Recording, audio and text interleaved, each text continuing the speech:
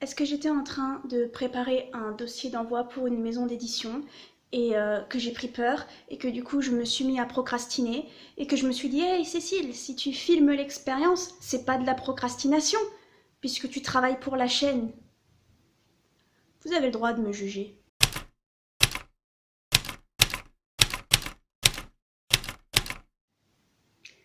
J'ai changé l'angle, c'est peut-être un petit peu mieux, je sais pas. Je voulais donc parler de l'envoi en maison d'édition, enfin de mon expérience des envois en maison d'édition. Cette vidéo va sûrement être très longue parce que rien n'est scripté, parce que euh, je me sens pas bien, parce que à chaque fois que j'essaie d'envoyer en maison d'édition, je panique et que là je suis pas encore tout à fait dans l'état de la panique. Je me suis arrêtée un peu avant, donc je vais essayer de me calmer. Enfin bref, je vais vous parler surtout de tout ce qui touche, pour moi, l'envoi en maison d'édition. Cette vidéo va sûrement être la moins intéressante du monde et surtout très centrée sur moi. C'est ma chaîne. Et on va bien voir ce que ça donne. Ok? Si ceci est votre première vidéo sur enfin, votre premier passage sur cette chaîne, salut, je m'appelle Cécile. J'écris de la SFFF, principalement de l'urban fantasy, qui vise la jeunesse, les adolescents ou les young adultes selon les romans. Et ça fait un an que que j'envoie un de mes romans en maison d'édition en espérant le faire publier. Mais mes expériences avec les maisons d'édition remontent à bien plus loin que ça, parce qu'il se trouve que que quand j'étais gamine, en fait, à partir du moment où mon père m'a créé une boîte mail, je participais à tous les concours et à tous les appels à texte de nouvelles que je pouvais trouver sur internet. Quand j'étais gamine, je voulais absolument prouver à toutes les personnes qui disaient que l'écriture n'était pas un métier, que je ne pourrais pas me faire publier, que j'allais me faire publier, je voulais leur prouver qu'ils avaient tort et tout ça, et je participais à littéralement tout et n'importe quoi. Je participais donc à tous les appels à texte de maisons d'édition qui tournaient, à tous les concours, les trucs des écoles, les revues en ligne, les médiathèques, les bibliothèques, tout ça, les entreprises qui des fois font des appels à texte, tu ne sais pas trop pourquoi, pour faire leur pub, tout ça, tout ce qui était concours sur Skyrock, concours sur Wattpad, tout ça, je participais à tout ce qui passait. Des textes, j'ai dû en écrire une bonne centaine par an, des trucs des fois vraiment nuls et pas retravaillés et tout ça, mais juste parce que je voulais envoyer et parce que je voulais un peu de reconnaissance. Ce qui se passait, je n'ai jamais été publiée. Alors il y a plein de raisons pour ça, hein. C'était sûrement pas de la qualité, je lisais pas forcément les consignes et tout ça, et il y a plein de fois où aussi j'étais pas autorisée à participer parce que j'étais mineure, et donc ils m'ont jamais répondu parce que bah, mon inscription n'était pas, voilà, elle servait à rien, j'étais mineure. J'en parlais jamais autour de moi, parce que je n'aime pas parler de ce genre de choses, parce que justement il n'y avait pas de résultat. Et pour moi en parler c'était un échec, enfin c'est voilà, je voulais arriver avec la lettre d'acceptation et montrer à mes parents et à mes amis, regardez, je l'ai fait. Regardez, j'ai fait ça toute seule comme une grande, sans votre aide. Regardez, j'ai réussi. Je tiens à dire que ça n'a jamais été mes parents qui m'ont dit que je pouvais pas être publiée, hein. Mes parents, ils ont toujours dit, mais participe à ces machins, fais des trucs. Mes parents, ils ont toujours été derrière là-dessus. Ils m'ont jamais vraiment lu, ils m'ont jamais tout ça, mais ils ont toujours été derrière l'idée. Mes parents, ils me disent toujours, envoie en maison d'édition, nanana, ils savent pas vraiment que je le fais encore. Mais voilà. Donc, la seule fois où ils l'ont su, quand j'étais gamine, c'est parce que l'inscription était payante. Et donc du coup, j'avais pas d'argent de poche à l'époque et je leur ai demandé de me payer l'inscription, ce qu'ils ont fait après avoir vérifié que c'était un truc vraiment legit. Et donc c'est le seul auquel ils sont au courant. Et d'ailleurs, c'est une des meilleures réponses, des meilleurs refus que j'ai reçus de toute ma vie. Je crois que ça s'appelle le prix des jeunes écrivains, il me semble. Ça fait un moment, hein, du coup, j'étais encore au lycée, je crois. Et ça a été une des lettres de refus les plus constructives que j'ai reçues de toute ma vie. Et franchement, ça m'a fait du bien. Mais il n'y a pas toujours des lettres constructives. J'en ai parlé sur Twitter la semaine dernière, mais je pense m'être trompée dans l'âge. Je vous ai dit que c'était à 15 ans, mais ça colle pas en fait avec mes souvenirs et ma mémoire, donc je devais avoir plus 16-17 ans.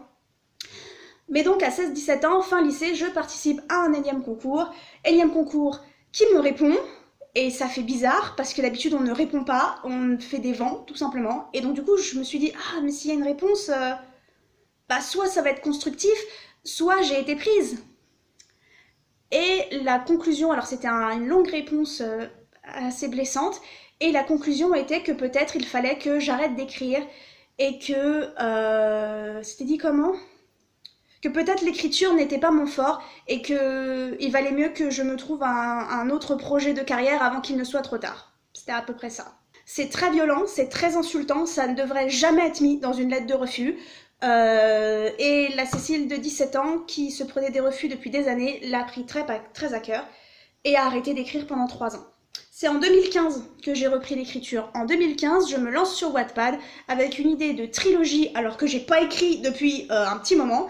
Et c'est comme ça que la machine redémarre. Et depuis 2015, je ne me suis pas arrêtée d'écrire.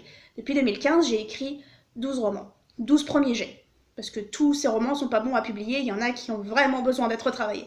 Mais j'ai écrit 12 premiers jets, 2 pièces de théâtre pour l'association où j'étais, la chorale associative, et des nouvelles. Mais c'est pas en 2015 que je commence à renvoyer. J'ai vraiment aucune confiance en moi. Je parle absolument pas d'écriture autour de moi. Voilà, il me faut des années pour m'y remettre.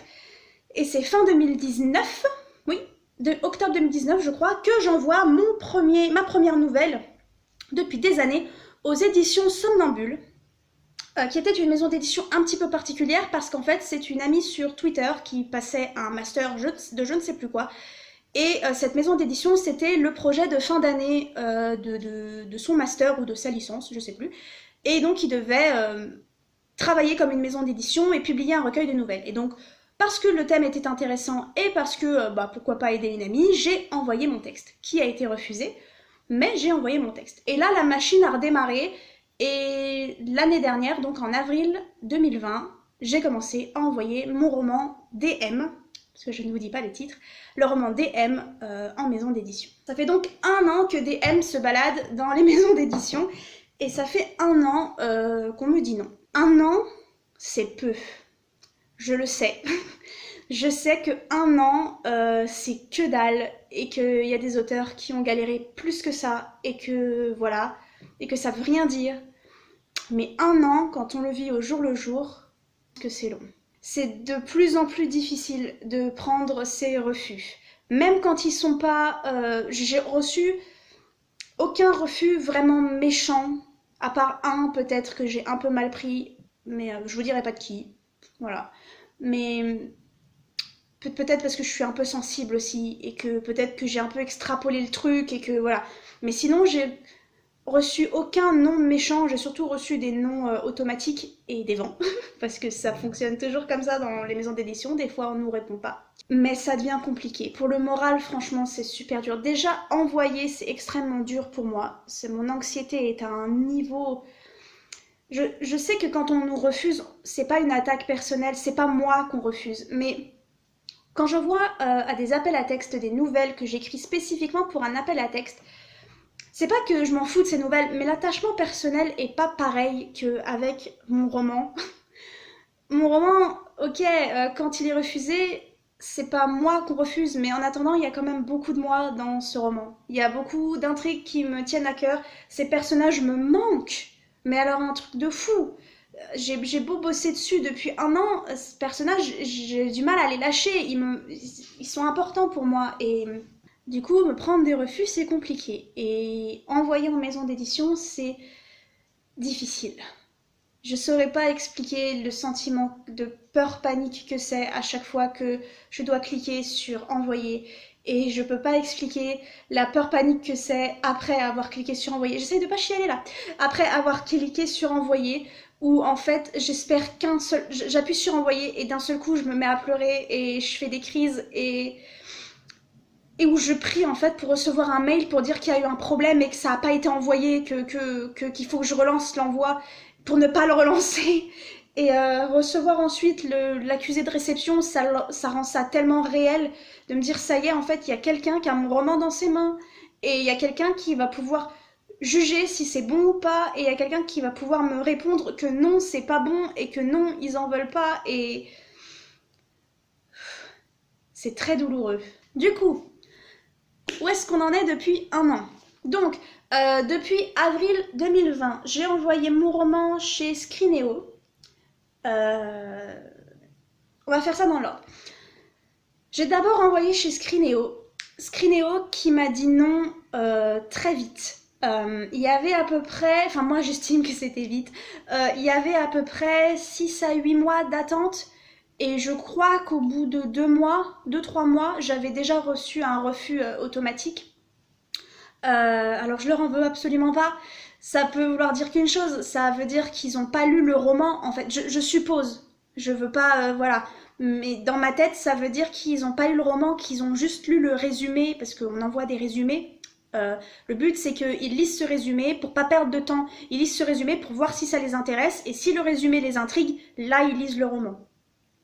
Je suppose que mon résumé ne les a pas intrigués. Et c'est horrible parce que je comprends tout à fait la démarche, je suis d'accord avec la démarche. Ça permet de gagner du temps, ça permet d'accorder de l'importance et du temps tout simplement et son énergie et tout à des romans qui les intéressent vraiment et qu'ils veulent vraiment publier. Mais les résumés, ça vaut pas le bouquin. Je, en fait, j'ai eu beaucoup de mal à résumer en 2 pages un roman qui fait pratiquement 100 000 mots. C'est compliqué de mettre toute l'importance, surtout qu'en plus ils nous demandent en général des résumés vraiment factuels, c'est-à-dire faut pas mettre de notre plume, faut pas mettre forcément d'émotion, faut pas mettre de métaphore, faut pas mettre... Non, c'est vraiment l'intrigue. Et du coup j'ai l'impression que ils ont pas jugé la bonne chose. Mais c'est pas les seuls, hein. Il y en a sûrement plein qui le font, et encore une fois, je suis d'accord avec la démarche, et je la comprends parfaitement. Mais de mon côté à moi, en tant qu'autrice, ce premier refus, il a fait vraiment mal.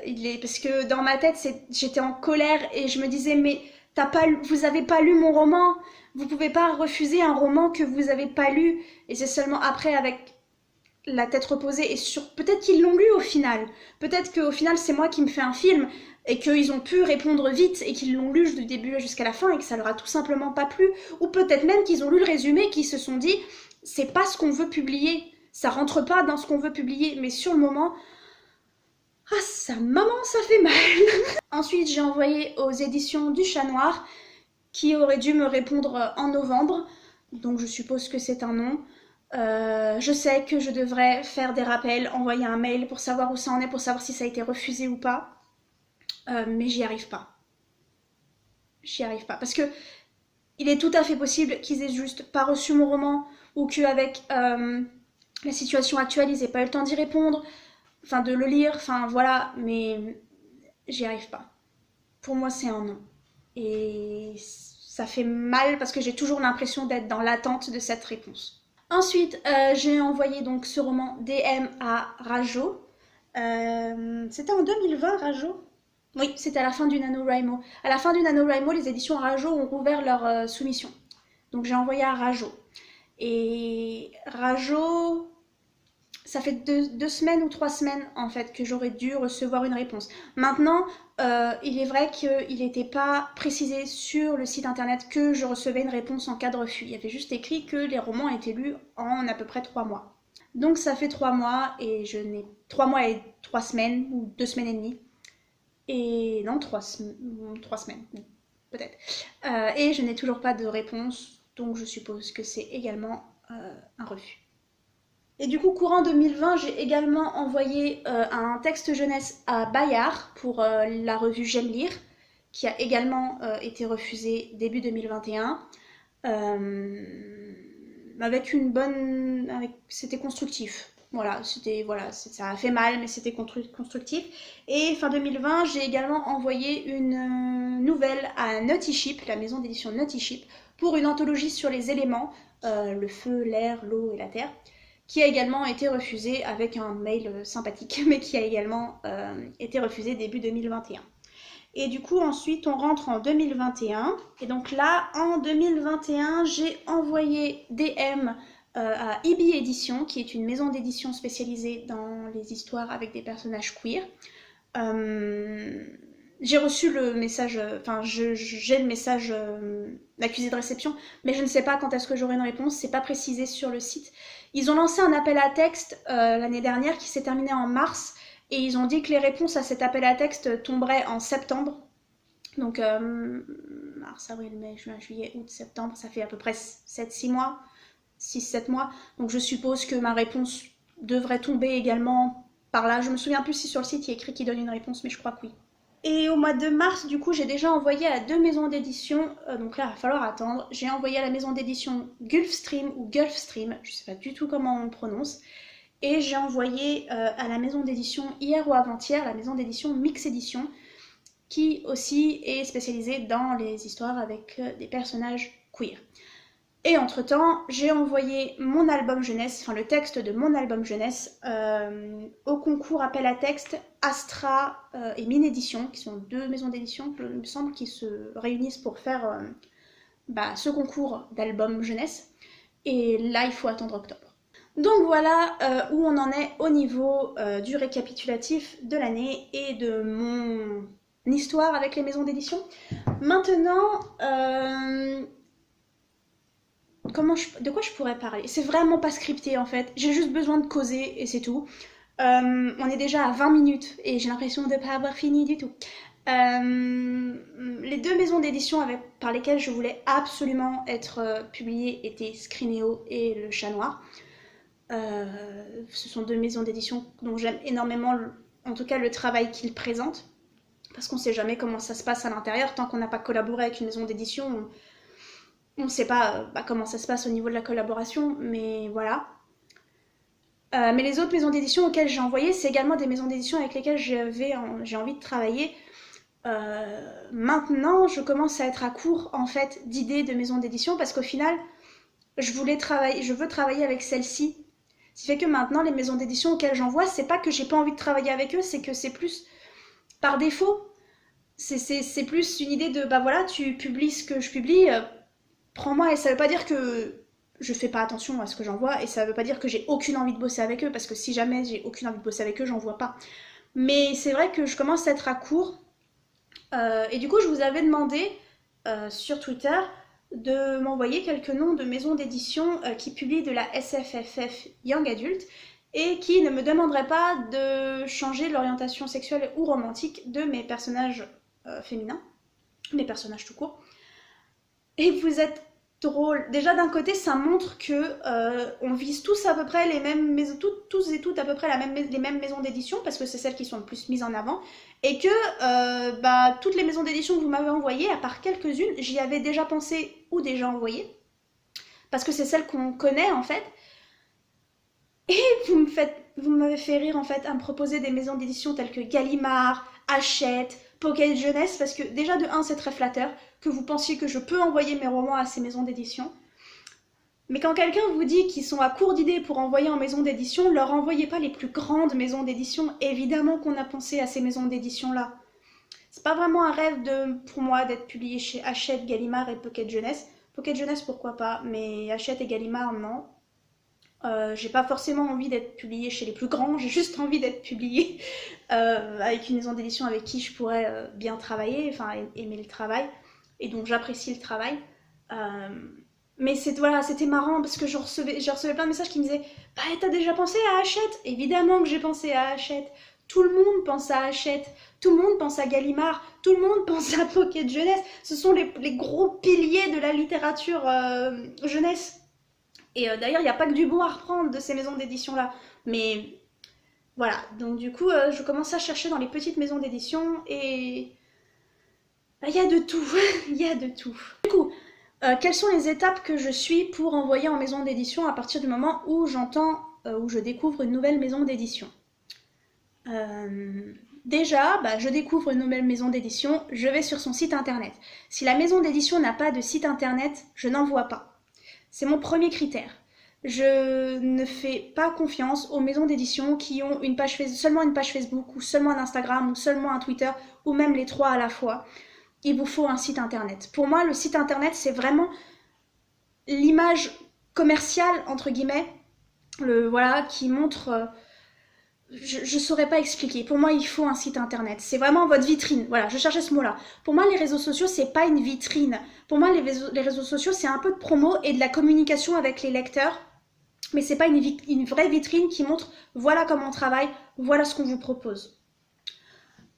Ensuite, on vérifie que la maison d'édition, enfin le site de la maison d'édition, s'adresse aux lecteurs et lectrices et non aux auteurs et autrices. J'ai longtemps pas compris pourquoi on me conseillait de faire ça. Et maintenant j'ai compris parce que je suis allée discuter avec Ophélie Mesturou, j'espère prononcer ton prénom correctement, qui n'est pas la seule à m'avoir donné ce conseil, mais comme je comprenais plus, je suis allée lui demander pourquoi. Et c'est elle qui m'a répondu. Elle a écrit une plume en deuil chez Rebelle Édition, que je vous conseille. Voilà, je vous en ai déjà parlé. Et donc, elle m'a expliqué que le site internet, c'est censé être un site vraiment marchand, entre guillemets.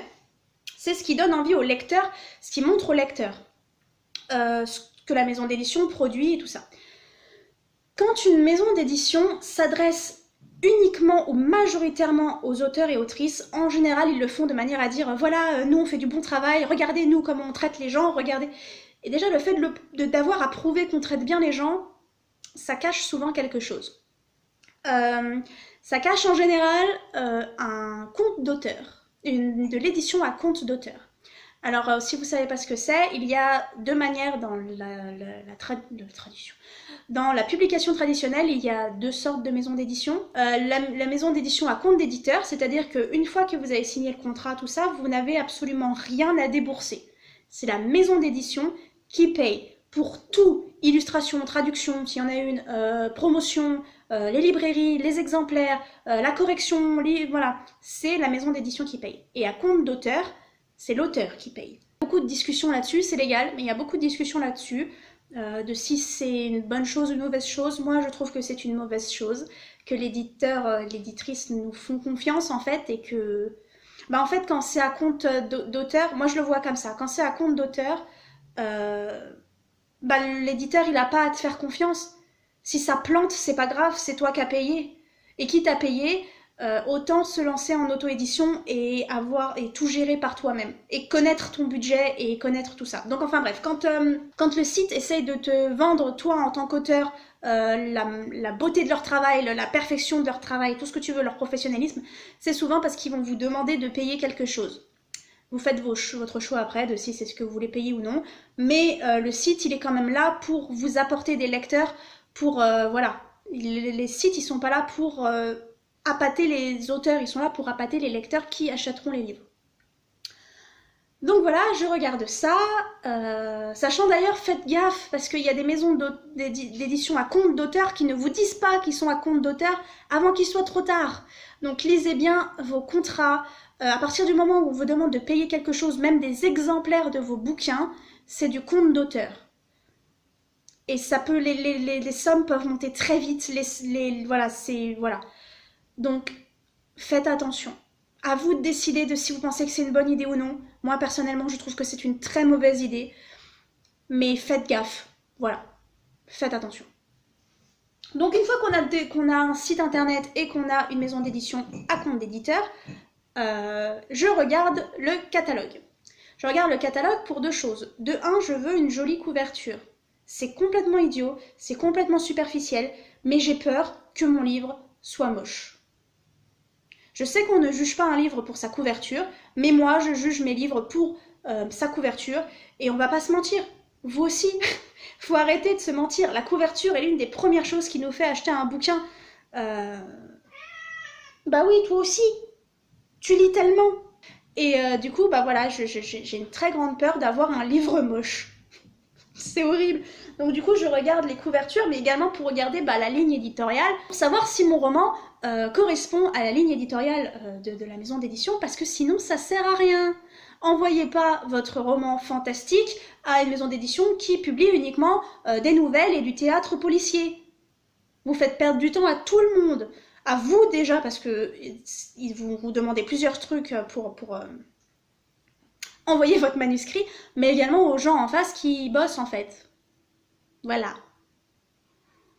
Ils l'ont diffusé hier cet épisode déjà. Donc voilà, et d'ailleurs on remercie grandement les maisons d'édition qui mettent clairement leur ligne éditoriale sur leur site, sur la page des soumissions.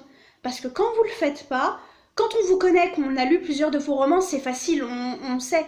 Mais quand on vient vous découvrir, quand on vous cherche, je suis désolée, j'ai pas les moyens et j'ai pas l'envie non plus d'acheter 5 livres de toutes les maisons d'édition que je découvre pour savoir si je fais partie de la ligne éditoriale. Parce que dans la fantasy, il y a plein, dans la SFFF, il y a plein de sous-genres. Dans la romance, il y a plein de sous-genres. Si vous acceptez les personnages queer, vous devriez accepter des personnages queer.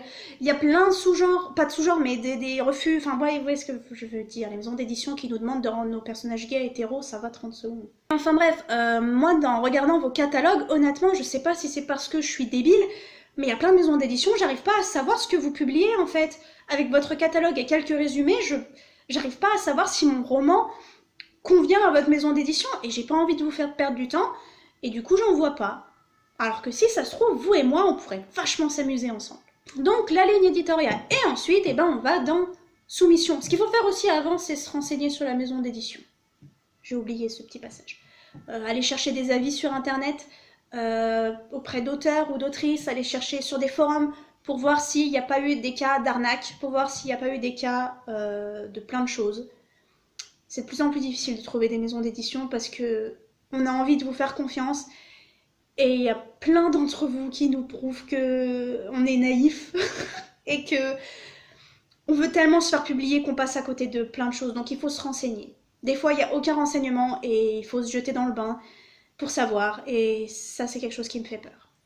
Donc si vous pouvez trouver des renseignements, cherchez des renseignements. Et ensuite, on clique sur soumission. Là encore, je fais un filtre.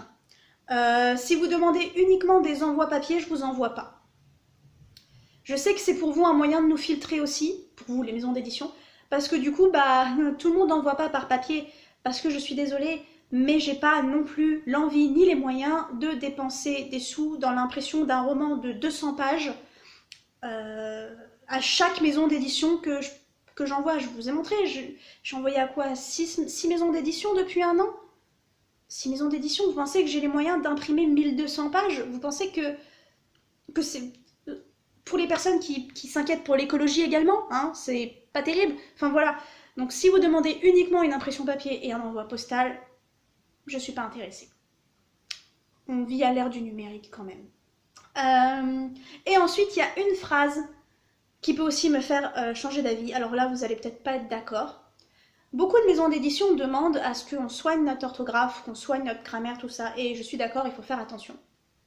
Mais il y a également pas mal de ces maisons d'édition qui mettent ce genre de phrase où ils cherchent une orthographe irréprochable, une syntaxe, un français sans aucune faute, vraiment irréprochable et souvent utilisé. Et moi, ce que j'entends quand je lis ça, c'est on ne veut pas payer des correcteurs et des correctrices. Et c'est hors de question. Parce que je peux faire relire par plein de personnes et me relire moi plusieurs fois, je sais qu'il y aura toujours des fautes et je sais qu'un correcteur et une correctrice sont de vigueur, je sais plus. Vous voyez, il y a besoin d'une correction derrière parce que c'est important, parce qu'il faut faire vivre ces gens qui ont besoin d'un boulot et puis parce que ça fait partie de l'édition en fait, ça fait partie de la création du livre. Donc voilà, si vous demandez une orthographe ou une grammaire, tout ce que vous voulez, irréprochable, je vous envoie pas. C'est peut-être juste moi, hein. Vous me dites dans les commentaires hein, si vous êtes d'accord, mais je peux comprendre qu'il faut faire attention s'il y a 15 fautes par phrase. Voilà, c'est compliqué, mais faut pas oublier que l'orthographe, ça fait pas de vous un mauvais écrivain. L'orthographe, la grammaire, tout ce que vous voulez. Il y a des gens qui ne parlent pas très bien français pour plusieurs raisons, parce qu'ils sont d'un autre pays, parce qu'ils ont des difficultés, parce qu'ils sont dyslexiques, parce que tout ça, et ça ne change en rien la qualité de leur roman. Et la correction, ça fait partie des frais de la maison d'édition en fait. Donc qu'on fasse attention, je peux tout à fait comprendre. Mais irréprochable, je trouve que ça envoie un message par rapport à la maison d'édition, de votre travail derrière de l'édition qui, moi, me convient pas. Mais encore une fois, dites-moi dans les commentaires si jamais vous n'êtes pas d'accord. Ensuite, il faut remplir les dossiers, les fichiers, les formulaires, les machins, selon les maisons d'édition. Il y a des maisons d'édition qui font des formulaires en ligne, il y a des maisons d'édition qui vous demandent le manuscrit entier, des maisons d'édition qui vous demandent seulement les 3 premiers chapitres ou tel nombre de pages, des maisons d'édition qui vous demandent tel document en plus, tel document en plus, qui vous demandent aucun autre document.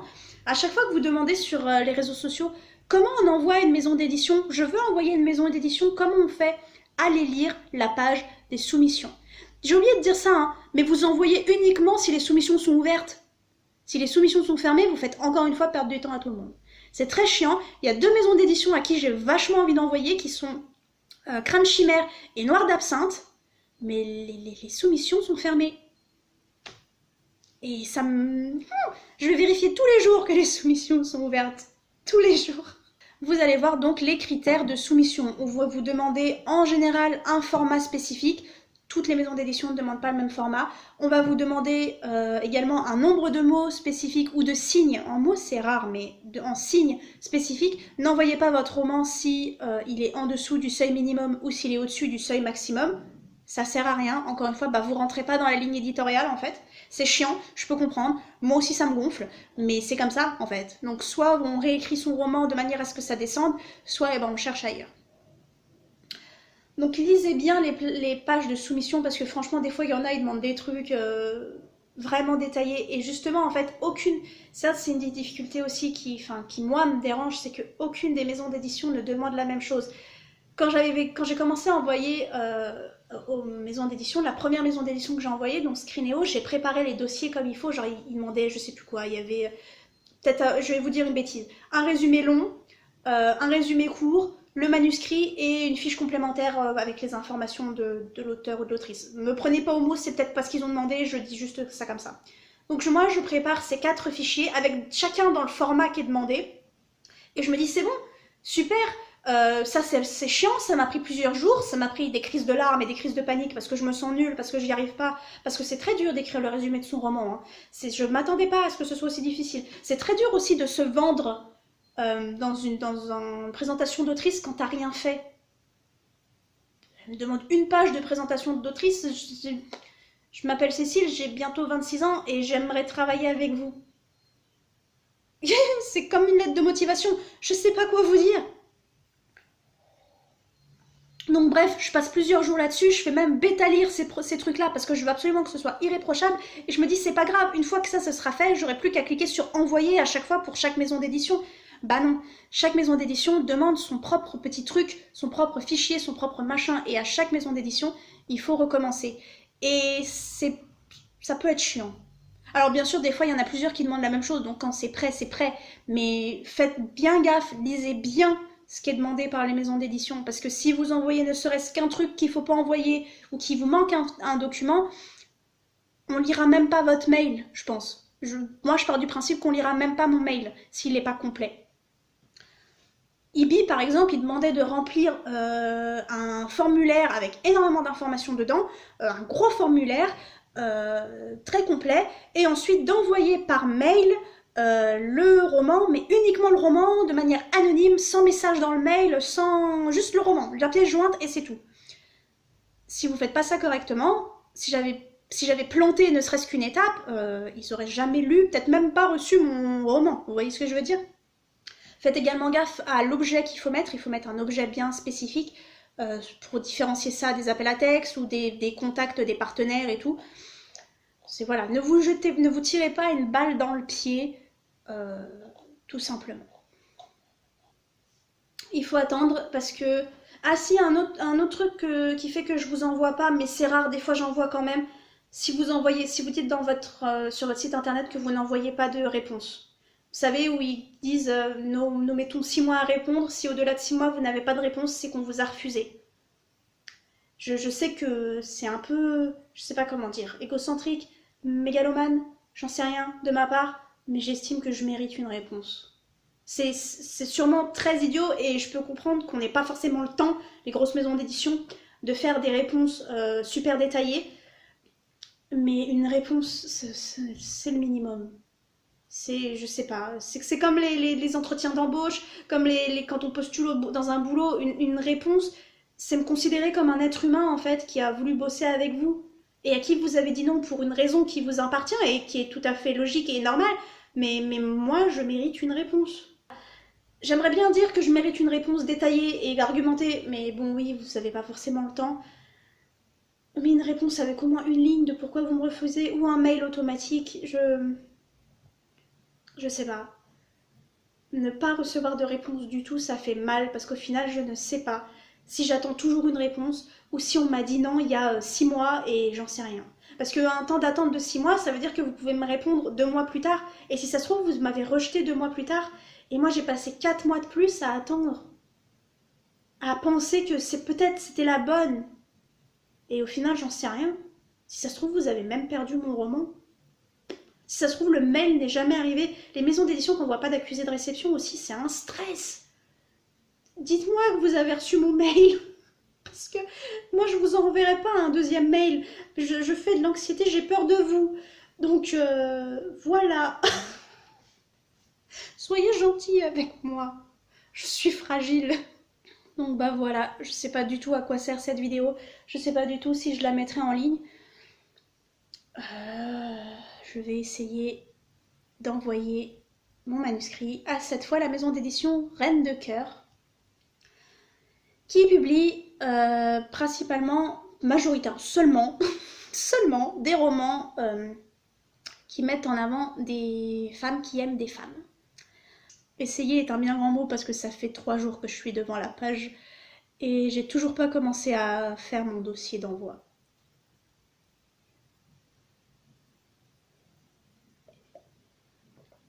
J'ai plus d'eau.